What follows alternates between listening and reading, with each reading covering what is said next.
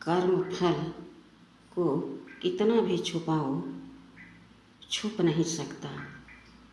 वह लौट कर जरूर आता है वापस आपके पास। एक सेठ ने एक गांव में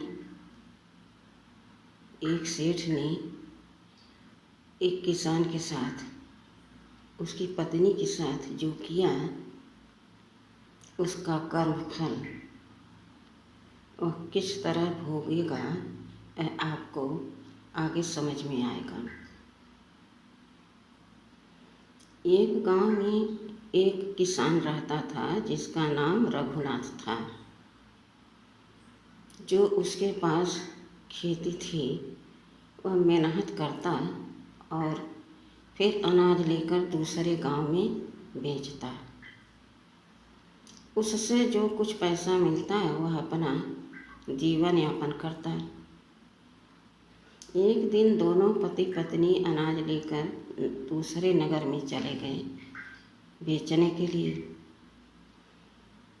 उधर से लौटते समय सुनसान जगह थी और वहाँ कुछ लोग छुपे हुए थे। उनको यह पता चल गया था कि सेठ जी कि रघुनाथ अनाज बेचने गया है और लौट करके इसी रास्ते से आएगा। जैसे उस सुनसान रास्ते पर रघुनाथ उनकी पत्नी पहुँचे तो सब निकल करके उनको मारे और जो था उनके पास छीन लिए और वहाँ से चले गए। रघुनाथ एकदम हक्का बक्का हो गया। साथ के में उसकी पत्नी चुपचाप पति के साथ चलती जा रही थी। चलते चलते रघुनाथ को दूसरा नगर आ गया। विचार करने लगा, अपने गांव में अब जा कर के क्या करूँगा।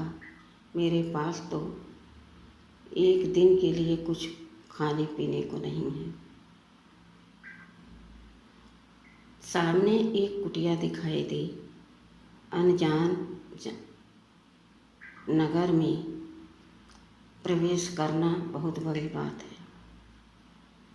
फिर भी हिम्मत करके उस कुटिया के पास रघुनाथ गया और विचार करने लगा, अगर इसमें साधु महात्मा होंगे तो थोड़ा पानी मिल जाएगा जो हम दोनों पी लेंगे। यह विचार करके आगे बढ़ता गया और कुटिया के पास आ गया। कुटिया में घड़ा रखा था लेकिन कोई वहाँ था नहीं। बगल में चौतरे पर साधु महात्मा लोगों को सत्संग सुना रहे थे, प्रवचन कर रहे थे। रघुनाथ भी पत्नी के साथ उसी चौतरे पर बैठ गया, सुनता रहा। सब लोग उठ करके चले गए। तब साधु महात्मा ने पूछा, आप कहाँ से आए हो, कहाँ जाना है आपको? रघुनाथ ने कहा, साधु महात्मा जी, मैं एक गरीब किसान हूँ। मैं अनाज उपजाता अपने खेत से और फिर उसे बेच करके अपना जीवन यापन करता। अब मेरे पास न अनाज है, न एक पैसा है, न मेरे पास इतनी अब तन में सामर्थ्य है कि हम उस खेत में मेहनत कर पाएँ। साधु महात्मा ने कहा, तो हम आपकी क्या मदद कर सकते हैं? रघुनाथ जी ने कहा, साधु महात्मा जी, आप किसी जानकार व्यक्ति से मुझे कुछ पैसे दिलवा दीजिए जिससे हम कोई धंधा कर सकें, और उस कर्ज के लिए मेरे पास गिरवी रखने के लिए कुछ भी नहीं है। बस मेरी पत्नी है। मैं अपनी पत्नी को तब तक के लिए गिरवी रख दूंगा जब तक मैं उनका पैसा ब्याज सहित नहीं लौटा दूंगा। साधु महात्मा ने कहा, ठीक है, हम तुम्हारी मदद जरूर करेंगे। सेठ जी ने कहा, साधु महात्मा जी ने कहा, रघुनाथ, तुम उस नगर में चले जाओ। वहाँ एक सेठ रहते हैं, उन्हें बताना कि साधु महात्मा चौतरे पर बैठते हैं और उन्होंने कहा है कि आप सेठ जी के पास चले जाओ और कुछ पैसे उधार ब्याज पर ले लो और बदले में अपनी पत्नी को गिरवी रख दो। रघुनाथ जी पहुंच गए पूछते पूछते सेठ के घर। सारी हाल बता दी। मुझे साधु महात्मा ने भेजा है। मेरे पास अब कुछ धन नहीं है। आप कुछ हमको कर्ज दे दो और गिरवी रखने के लिए मेरे पास कुछ नहीं है। मेरी पत्नी है, मैं अपनी पत्नी को आपके पास गिरवी रखता हूँ। जब मैं आपको पूरा पैसा ब्याज सहित चुका दूंगा तो अपनी पत्नी को अपने साथ ले चलूँगा। सेठ जी बोला, ठीक है। उसने पैसा दे दिया और पत्नी को अंदर रख लिया। वह रघुनाथ फिर चला आया। अब घर नहीं गया। अब वो बाहर नगर में, दूसरे नगर में व्यापार शुरू कर दिया। सस्ते दाम में माल ले आता और महंगे दाम में बेचता। थोक भाव में माल ले आता और फुटकर में उसको बेचता, तो उसको आमदनी होने लगी। यह धंधा करते करते 9 महीने बीत गए। इतने में रघुनाथ का धंधा अच्छा खासा चलने लगा। काफ़ी पैसा उसके पास हो गया। अब वह विचार करने लगा कि मुझे सेठ जी का पैसा लौटाना चाहिए और अपनी पत्नी को वापस लाना चाहिए। रघुनाथ ने फिर भी कुछ दिन रुक गया। काफ़ी धन कमा लिया। फिर उसके मन में संकल्प चला कि हम अब चलते हैं सेठ जी का कर्ज चुकाने ब्याज सहित और अपनी पत्नी को वापस घर ले आने। यह सोचकर सेठ जी के पास पहुंचा। सेठ जी से अपनी सारी बात बताई। सेठ जी, मैं आपका ब्याज सहित चुकाने आया हूँ। आप पैसे ले लीजिए और मेरी पत्नी को वापस लौटा दीजिए। यह बात सुनकर सेठ जी ने कहा, भाई क्या बताऊं, 2 महीने पहले तुम्हारी पत्नी को भयंकर बीमारी हो गई। मैंने वैद्य से बहुत दवा कराई, लेकिन वह दवा काम नहीं करी। आखिर में वह मृत्यु को प्राप्त हो गई। यह बात सुनकर रघुनाथ सन्न रह गया। थोड़ी देर बाद बोला, सेठ जी, कोई बात नहीं। मेरी पत्नी मेरे साथ होती, उसका मृत्यु का समय आ जाता, तभी वो मर जाती, और तुम्हारे साथ थी, अब मृत्यु आ गया तो मर गई। इसमें तुम्हारा कोई दोष नहीं। आप अपने पैसे ब्याज सहित ले लो, ताकि मैं अपनी पत्नी के गिरवी रखने का ऋण चुका सकूं। मेरी पत्नी और मैं इस बंधन से मुक्त हो जाऊं। उसकी आत्मा भी जहाँ होगी तो यही सोचती होगी कि मुझे गिरवी रख करके छुड़ाया भी नहीं, और मैं भी चैन से नहीं रह पाऊँगा कि मैंने अपनी पत्नी को गिरवी रखना जरूरी समझा लेकिन छुड़ाना नहीं समझा। तो इनसे हम मुक्त हो जाएंगे। सेठ जी ने बोला, नहीं भाई, हम तुमसे पैसे नहीं ले सकते। जब तुम्हारी पत्नी को नहीं लौटा सका तो हम पैसे नहीं लेंगे। बहुत कहता रहा रघुनाथ, लेकिन सेठ ने पैसा नहीं लिया। उधर से आते समय फिर वही कुटिया दिखाई दी और रघुनाथ को एक सहारा मिल गया। चलो थोड़ी देर साधु महात्मा के पास बैठेंगे, कुछ मन को शांति मिलेगी, शक्ति मिलेगी। रघुनाथ साधु महात्मा के पास पहुँचे, प्रणाम किया और उनके पास बैठ गए और बोले, साधु महात्मा जी, सेठ जी ने मुझे ब्याज पर पैसा दिया था और बदले में मैं अपनी पत्नी को गिरवी रखा था।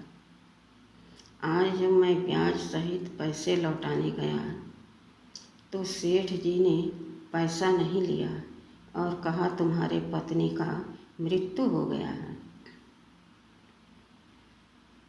यह बात सुनकर साधु महात्मा अंतर्यामी थे। जब उसने अपने तीसरे नेत्र से देखा तो साधु महात्मा रघुनाथ से बोला, रघुनाथ, वह सेठ झूठ बोल रहा है। या तो अपनी पत्नी को अपने घर में छुपा दिया है या तो किसी परिचित के पास भेज दिया है। रघुनाथ सोच में पड़ गया और कहने लगा, अब मैं क्या करूं साधु महात्मा जी। साधु महात्मा जी बोले, उसी नगर में एक राजा रहते हैं, आप उन राजा के पास चले जाओ और उनसे अपनी गुहार लगाना। रघुनाथ पूछते पूछते उनके घर में पहुंचा और गुहार लगाने लगा। उनके सैनिक आए, पूछे, क्यों आए हो, किससे मिलना है? बोला, मुझे राजा जी से मिलना है। तो सब ने कहा, ठीक है। राजा जी को जब खबर मिली तो दरबार में बुलाया गया। राजा जी ने पूछा, क्या बात है, कहाँ से आए हो? रघुनाथ ने बताया, साहब, मैं एक गरीब किसान हूँ, थोड़ा अनाज तैयार करता, उसे बेचकर अपना जीवन चलाता। मैं बेचने गया था अपना अनाज, मैं और मेरी पत्नी। रास्ते में लुटेरों ने मुझे लूट लिया। अब मेरे पास कुछ नहीं बचा। मैं चलते चलते रास्ते भटक गया, दूसरे नगर में आ गया और एक कुटिया दिखाई दी। तब मैं उस कुटिया के पास आया, सोचा जरा सा पानी मिल जाएगा। तो कुटिये में घड़ा रखा था, लेकिन वहाँ कोई था नहीं। चौतरे पर साधु महात्मा जी प्रवचन सुना रहे थे लोगों को। मैं भी वहाँ बैठ गया। फिर हमने साधु महात्मा जी को अपनी आप बीती बताई। तो साधु महात्मा ने कहा, ठीक है, हम तुम्हारी मदद करते हैं, बताओ क्या चाहिए तुम्हें? रघुनाथ ने कहा, साधु महात्मा जी, मुझे किसी परिचित से कुछ पैसे दिलवा दीजिए जिससे मैं कुछ धंधा कर सकूं। और गिरवी रखने के लिए मेरे पास कुछ नहीं है, बस मेरी पत्नी है। मेरी पत्नी को मैं गिरवी रखता हूँ। जब ब्याज सहित मैं उनका पैसा चुकाने आऊँगा तब मैं अपनी पत्नी को अपने साथ ले जाऊँगा। आज जब पैसा ले करके मैं सेठ के पास पहुँचा तो सेठ ने कहा कि तुम्हारी पत्नी का मृत्यु हो गया है। तो हमने कहा कोई बात नहीं, आप अपने पैसे ले लो सूद सहित, ताकि मैं अपनी पत्नी को गिरवी रखने का ऋण चुका सकूं, खुद मुक्त हो जाऊं और उसको भी मुक्त कर दूं। नहीं तो उसकी आत्मा यही कहेगी मुझे गिरवी रख कर मुझे छुड़ाया भी नहीं। राजा को बात जची। राजा ने कहा ठीक है। उस सेठ को राजा ने दरबार में बुलाया और कहा कि रघुनाथ की पत्नी को तुमने गिरवी रखा है? बोले हाँ महाराज।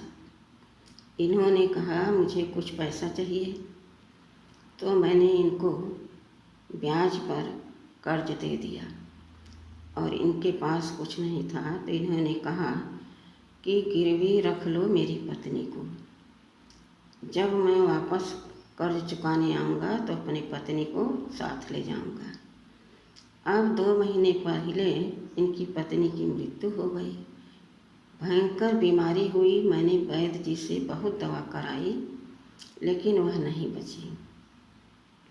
अब मैं धर्मराज के पास जा कर के इनकी पत्नी को तो नहीं ला सकता। राजा ने बोला सच तो है, और कहा ठीक है तुम अपने घर जाओ। सेठ अपने घर चले गए। वह रघुनाथ फिर लौटकर साधु महात्मा के पास आया। बोला महात्मा जी, वह सेठ ने सच बताया है कि उसने वैद्य जी से बहुत दवा कराई, लेकिन मेरी पत्नी नहीं बची। मेरी दुर्भाग्य है। फिर वह अंतर्यामी साधु फिर विचार किया। फिर उसको महसूस हुआ कि राजा कितना मंदबुद्धि है। यह राजा बनने लायक नहीं है। प्रजा का ध्यान रखता है, सबको सुख देता है, दयावान है, भूखे प्यासे को, ज़रूरतमंद को, सबको सुखी रखता है। अपने नज़रों के सामने किसी को दुखी देख नहीं सकता, लेकिन न्याय करने के लिए इसके पास विवेक नहीं है। विचार करते करते रघुनाथ से कहा, फिर तुम राजा के पास जाओ और कहना राजा से, एक दिन के लिए मुझे राजगद्दी पर बैठने का आदेश दिया जाए। दूसरे दिन मैं उस गद्दी से वापस अपनी कुटिया में आ जाऊंगा। फिर रघुनाथ गया, फिर गुहार लगाई और राजा से कहा, राजा साहब, साधु महात्मा जी ने कहा है कि एक दिन के लिए मुझे राजा बनाया जाए, राजगद्दी पर बैठने का आदेश दिया जाए। राजा साधु महात्मा का बहुत आदर सत्कार करता था। बोला ठीक है। साधु महात्मा राजा के दरबार में पहुँचे। सभी लोग हाजिर हुए और बोला सेठ को बुलाया जाए। राजा के सैनिक गए, सेठ जी को बुला कर ले आए। साधु महात्मा जी बोले, क्यों सेठ? रघुनाथ की पत्नी मर गई है, इसका कोई सबूत है तुम्हारे पास? सेठ ने कहा, जी महात्मा जी, मैंने जिस वैद्य से दवा कराई थी इनकी पत्नी का, वह वैद्य यह सबूत देंगे, प्रूफ देंगे कि मैंने उनका इलाज किया था। वह वैद्य जी बुलाए गए और साधु महात्मा ने कहा, क्यों वैद्य जी, जब यह दवा लेने जाते थे तो इनके साथ में रघुनाथ की पत्नी रहती थी? वैद्य जी बोले, नहीं। फिर साधु महात्मा ने कहा कि जब दवा ये तुम्हारे यहाँ से ले जाते थे और साथ में इनकी पत्नी नहीं थी, तो ये दवा किस लिए ले जाते थे, किसको देते थे? तुम तो घर पर ले जा कर के दवा इनकी पत्नी को देते नहीं थे। वैद्य बोले, नहीं साधु महात्मा जी, बिल्कुल नहीं। तो बोले साधु महात्मा, तो झूठ क्यों बोला कि मैं इलाज कर रहा था? साधु महात्मा की बात सुनकर वैद्य जी बोले, महाराज, सेठ जी ने हमें भारी रकम दी थी कि कोई सबूत मांगे तो तुम ऐसे बताना, इसके बदले में मैं तुम्हें यह घूस दे रहा हूँ। साधु महात्मा ने कहा, 100 कोड़े इसको लगाना शुरू कर दिया जाए। यह सुनकर वैद्य जी फड़फड़ाने लगे, लेकिन एक राजा का आदेश, सैनिकों ने कोड़ा मारना शुरू कर दिया। फिर सेठ जी से साधु महात्मा ने कहा, क्यों सेठ, जिनके साथ तुम इनकी अर्थी को भेजा था वह 4 लोग कौन हैं? सेठ जी बोले, साधु महात्मा जी अभी बुलाते हैं। उन्होंने कहा राजा साहब से कि महाराज सैनिकों को भेज करके बुलवा लीजिए, क्योंकि वह सेठ दरबार से जा नहीं सकता। पहले उन 4 लोगों से झूठ बोल चुका था। जब वो 4 लोग आए और पूछे गए कि तुम चारों लोगों ने जब इनकी पत्नी का मृत्यु हुआ तो वहाँ थे? चारों लोगों ने कहा नहीं। फिर साधु महात्मा ने कहा कि तुम बिना देखे बिना समझे कि स्त्री का अर्थी है या पुरुष की अर्थी है, बेहोश स्थिति में इसको तैयार कर दिया है अर्थी, या मरा हुआ मुर्दा को अर्थी में लटा दिया गया है, यूं ही ले जाके जला दिए।